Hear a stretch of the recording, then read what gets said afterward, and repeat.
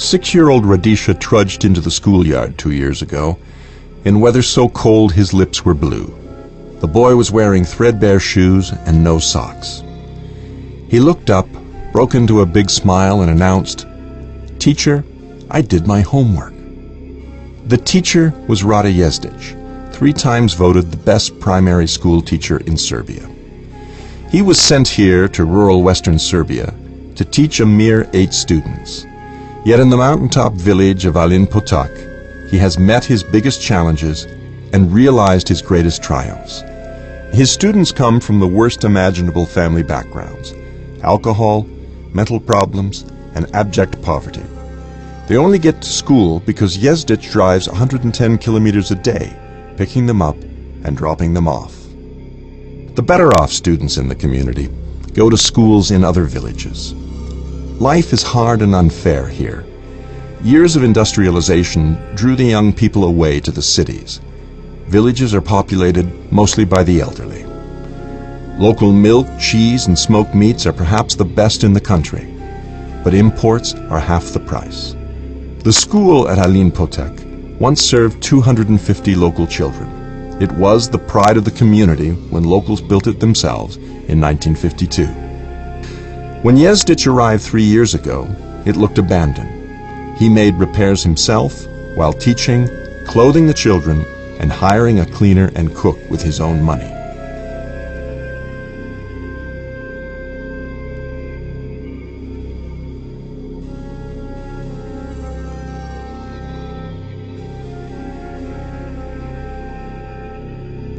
In the typical rural classroom in the Balkans, windows are broken and students sit during lessons in their winter coats. At Alin Potok, the school still looks abandoned, but only from 3 sides. Round a corner, and there's a section with new windows, new doors, and inside, happy children.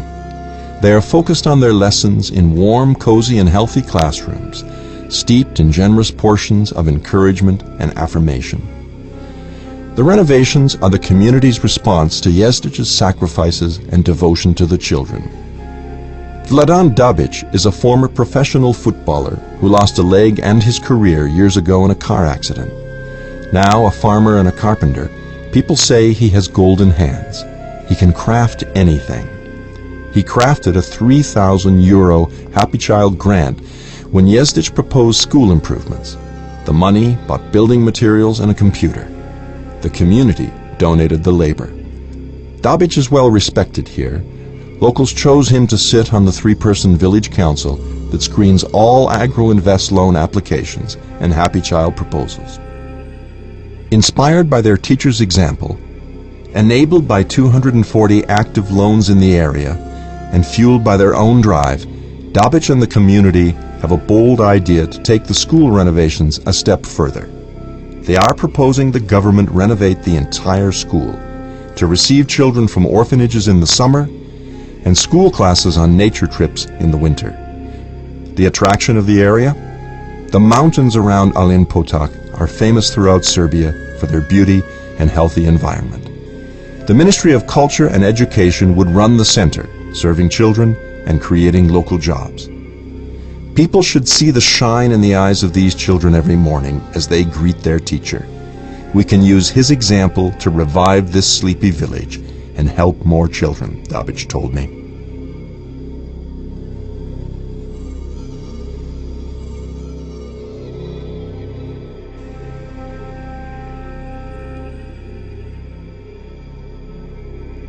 Rada Jezdic's classroom buzzes with a special energy.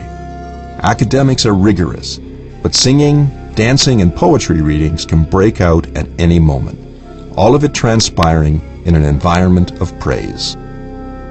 The children are gentle and supportive of one another, quick to help and draw attention to each other instead of themselves. Jezdic says there isn't much positive about their home lives. Their families live in survival mode. Someone said 3 students sleep on the ground, and I replied, "You mean the floor?" Turns out it's both. The floor in their farmhouse is bare earth.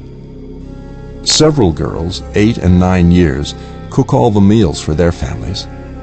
To counter these harsh realities, Jezdich has made affirmation and encouragement the pillars of life in his classroom. Each child knows it stands out in some way. Radisha is an excellent math student. He may be a genius, says his teacher. At 6, he is solving problems meant for a 10-year-old. Alexa is 11 and diagnosed with schizophrenia. He attends class only 90 minutes a day. Another school gave up on him, but under Jezdich's tutelage, his parents say he is making progress. Darko wants to become a judge one day, a fair and just judge, he says. Has he ever heard of King Solomon in the Bible, or the story of the two women claiming the same baby? No, he says. Why do you think Solomon suggested cutting the baby in two? Because the real mother would deny herself to save her child's life, replied Darko, already revealing a wisdom adults would envy. Yet Darko quietly deflects praise with a question. Would you like to hear my friend read? He is very good. These anecdotal measurements of success are nice, but there is one more, both special and humorous for any grown-up kid who remembers counting the days until the summer school break. On the last day of school last year, many of the students were crying. What's wrong? Jezdich asked. They didn't want to take the summer off, they explained. They wanted to stay and learn.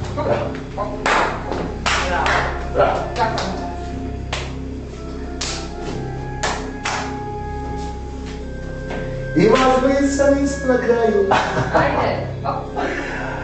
Bravo, Bravo.